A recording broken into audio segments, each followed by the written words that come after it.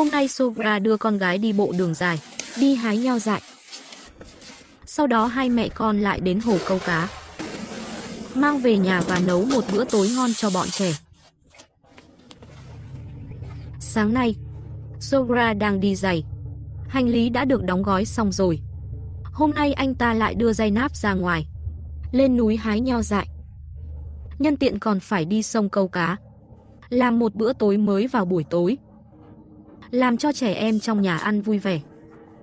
Ông dặn các con chăm sóc đàn cừu ở nhà. Sau đó đi bộ với Zaina. Trên đường đi hái nho,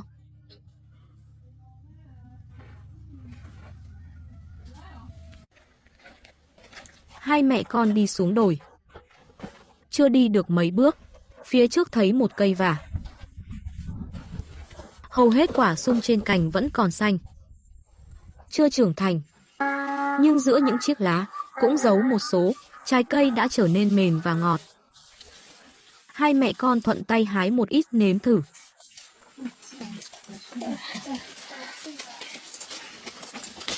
Cây vả này rất gần nhà họ, gần như là nơi đi qua hàng ngày. Bên dưới cây có một cái mương nhỏ. Hai chúng tôi hái một nắm nhỏ quả sung, sau đó làm sạch quả sung một chút. Không thể chờ đợi để nếm một miếng. Sau một thời gian ngắn, hai mẹ con tiếp tục lên đường. Nửa tiếng nữa, họ đến lối vào hẻm núi. Chúng sẽ xuống đây. Qua hẻm núi, đó là con đường tắt nhất đến nơi trồng nho. Mặc dù con đường trông rất nguy hiểm, nhưng họ đã đi qua rất nhiều lần.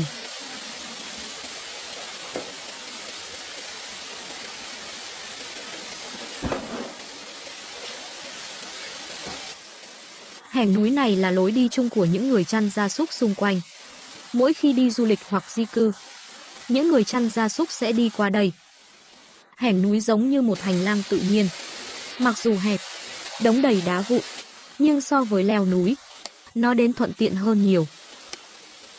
Trước mắt là vách đá có độ rơi thẳng đứng rất lớn, gần như là nguy hiểm nhất trong toàn bộ hẻm núi.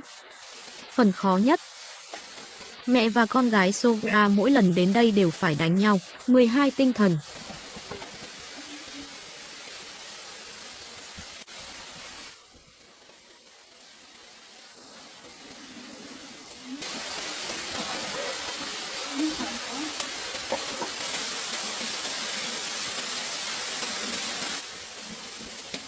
Hai mẹ con mất nhiều thời gian, cuối cùng cũng xuống khỏi vách đá.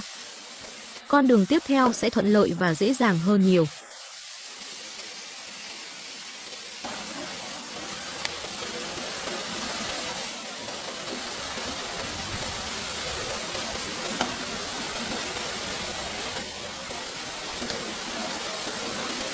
Không lâu sau hai người ra khỏi hẻm núi.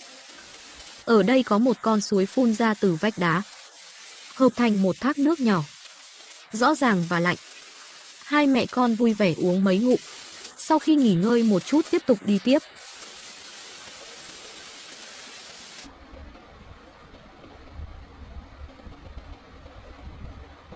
Sau khi đi bộ đường dài, hai mẹ con cuối cùng cũng đến nơi, điểm đến của chuyến đi này. Ở đây có một con suối. Hai người lại cúi người uống vài ngụm.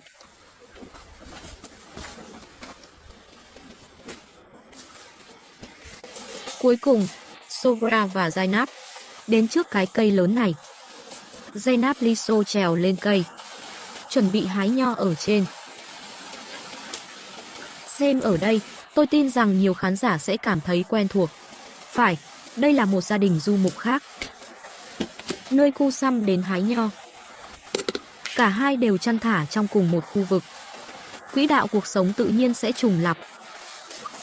Giống như chúng ta thường ngày đi chợ mua thức ăn vậy, đôi khi gặp người quen để chào hỏi, nhân tiện nói vài câu. Điều này cũng thường xảy ra trong thế giới của những người du mục. Cho bạn vì tình yêu.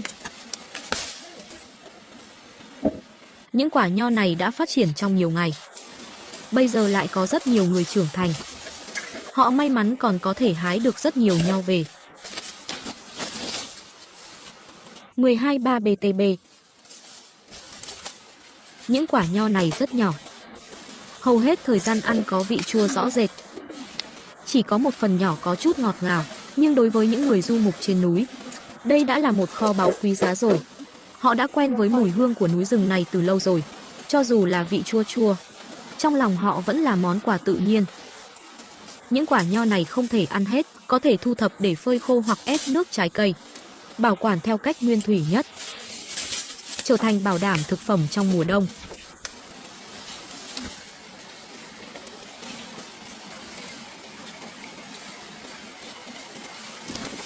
Cùng nhau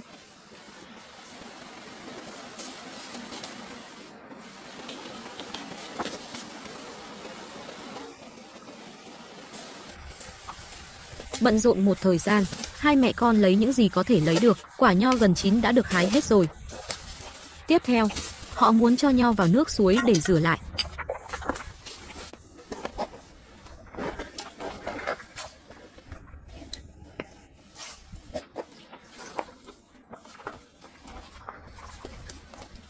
Sau khi hai mẹ con làm sạch nho, không thể không nếm một miếng.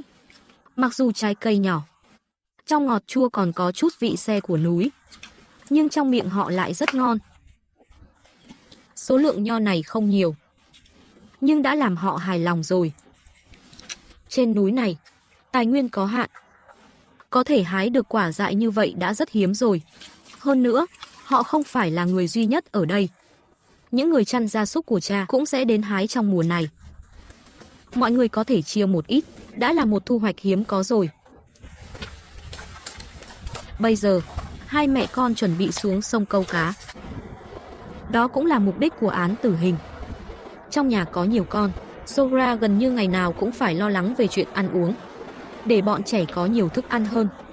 Ông ấy phải thường xuyên mang theo Zainab, vượt núi, lên núi tìm trái cây dại, hoặc xuống sông bắt vài con cá, đôi khi còn đi săn. Sogra ném lưới xuống nước, sau đó lặng lẽ chờ đợi, chờ đến khi đóng lưới, tìm thấy lưới trống rỗng, ngay cả một con cá nhỏ cũng không có. Sogra sắp xếp lưới đánh cá lại, thay đổi đoạn sông với dòng nước chảy nhanh.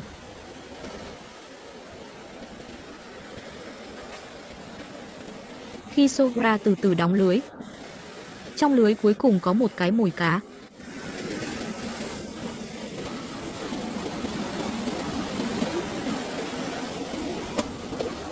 Con cá này không lớn lắm, loại T trung bình, rất mạnh trên mặt đất, là thương gia Zagros, cá chép phổ biến ở sông. Nước ở đây trong và lạnh, sinh ra loại cá nước ngọt cực kỳ thích nghi này.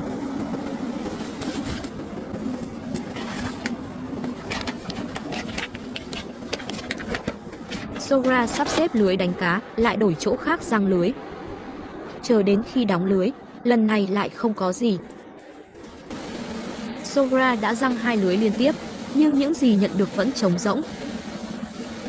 Hắn nhanh chóng phát hiện ra vấn đề, phá một lỗ hổng trên mạng. Cá có thể dễ dàng thoát khỏi lỗ hổng. Hiện tại không có lưới đánh cá dự phòng, họ không thể tiếp tục giăng lưới đánh cá nữa. Sogra chỉ có thể thu lưới đánh cá.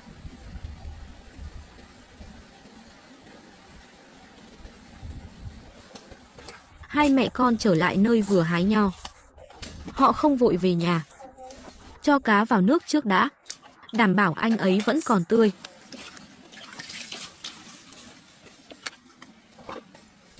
Sau đó Sogra tìm củi để sống, chuẩn bị đốt một nồi nước nóng, ngâm thêm một ấm trà nóng.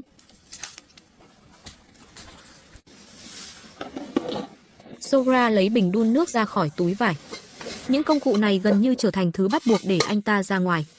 Trong mắt nhiều người, thói quen này rất khó hiểu. Đi đường núi xa thế này đã đủ vất vả rồi, tại sao phải gánh thêm gánh nặng này? Nhưng trong cuộc sống của những người du mục, đây là một thói quen tự nhiên nhất. Chúng dành rất nhiều thời gian ở ngoài trời, có thể cần đun sôi nước bất cứ lúc nào, nấu ăn để sưởi ấm. Đây là nhịp điệu của cuộc sống du mục. Bất cứ nơi nào bạn đi, sẵn sàng xây dựng một khu rừng trong tự nhiên. Gia đình nhỏ, Cho dù chỉ là một bình trà nóng đơn giản, nó cũng mang lại sự ấm áp và sức mạnh. Zainab trong khi mẹ bận rộn với cuộc sống, đốt nước, leo lên cây tiếp tục hái nho. Cô ấy là người giúp đỡ nhỏ của mẹ, cũng là một người bạn nhỏ không thể tách rời trên đường đi. Mỗi lần mẹ đi chơi, cho dù đó là leo núi hái trái cây dại hay là ra bờ sông câu cá, không thể thiếu bóng dáng của cô ấy. Zainab và Zara bằng tuổi nhau, nhưng tính cách thì khác nhau. Zainab thích đi theo mẹ hơn. So với cặn bã và kéo, thích ở nhà hơn, trông yên tĩnh hơn. Hắn không phải là không hiểu, mà là tính cách hướng nội, thiếu hoạt động, cũng thiếu chút nhiệt tình với cuộc sống ở sơn dã bên ngoài. Một lát nữa, Zainab hái thêm một ít nho. Bạn có thể mang về chia sẻ với các em trai và em gái. Lúc này nước trà gần như đã pha xong rồi, hai mẹ con có thể ngồi xuống. Nước trà nóng nhẹ nhàng vặn lên một ngụm. Cảm nhận cuộc sống du mục, bình tĩnh và tự do.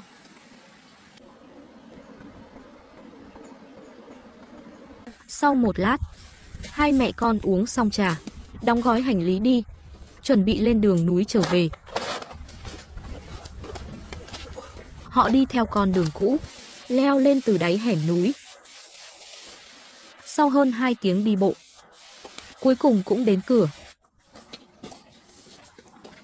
Lúc này mặt trời đã bắt đầu lặn. Những đứa trẻ ở nhà đã đợi rất lâu rồi.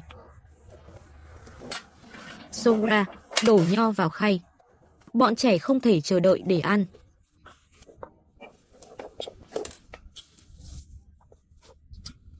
Và Zarado đến một chậu nước sạch. Các con, nhanh lên, đặt những chùm nho vào. Chỉ cần rửa một chút là trực tiếp đưa toàn bộ chuỗi đến miệng. Khác với nhiều người quen lột vỏ nho, trẻ em ở đây ăn rất trực tiếp. Ngay cả thịt thắt lưng ra nuốt một miếng. Một chút độ se trên vỏ nho họ đã quen rồi. Thậm chí còn nghĩ đây mới là mùi nho thật sự. Những quả nho này, ước tính hầu hết mọi người nếm thử một chút, tất cả đều cảm thấy chua và chặt chẽ. Nhưng trong mắt trẻ em lại là món ngon của núi non. Từng cái một ăn rất ngon.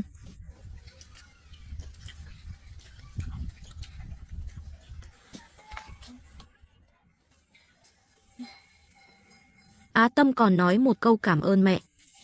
Điều này làm Sogra cảm thấy ấm áp. Sau khi ăn nho, Sogra lại bận rộn. Hắn chuẩn bị sống, làm bữa tối cho trẻ em. Hôm nay bắt được một con cá, có thể cải thiện bữa ăn. Mặc dù không nhiều, nhưng mỗi đứa trẻ cũng được một miếng. Nếm thử hương vị ngon đã lâu không thấy. Zara giúp mẹ cô làm sạch và xử lý con cá.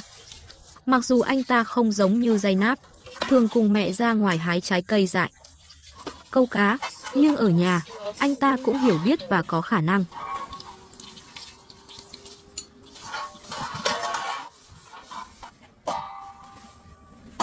Á Tân cầm gia vị. Zara lấy đĩa ra. Bắt đầu chuẩn bị nước sốt, đặt bột nghệ, hạt tiêu, vân vân, trộn với bột mì, khuấy đều. Nghệ mang đến hương thơm và màu sắc độc đáo. Bột tiêu loại bỏ mùi tanh để tăng hương vị. Thêm vào đó, tác dụng của bột mì, để cá giòn hơn khi chiên ra.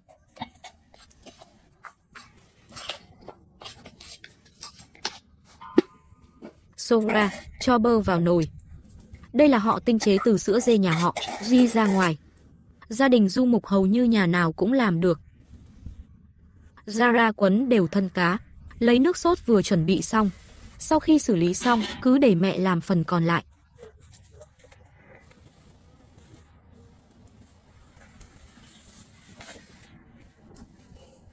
Với một tiếng kêu, cá được đặt nhẹ nhàng vào nồi. Hoa dầu lập tức bắn tung tóe khắp nơi. Dùng bơ như thế này để chiên cá, không chỉ có thể làm cho da cá giòn hơn, nó cũng có thể mang lại hương thơm sữa nhạt cho sản phẩm đã hoàn thành, kết hợp với hương vị của thịt cá. Cũng có một hương vị. Tôi đang làm phiền bạn. Lát nữa, Cá trong nồi đã bị bơ chiên cháy nâu rồi, ra tỏa ra mùi hương quyến rũ. Bọn trẻ từng đứa một vây quanh nồi, nhìn chằm chằm vào con cá, trong miệng vô thức nuốt nước miếng.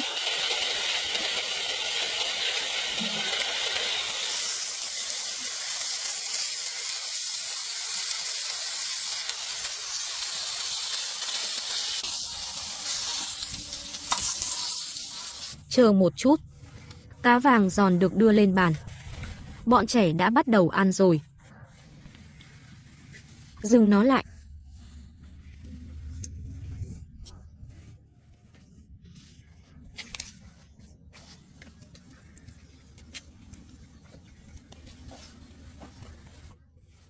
Bữa ăn này, bọn trẻ ăn từng cái một rất ngon, khen ngợi liên tục.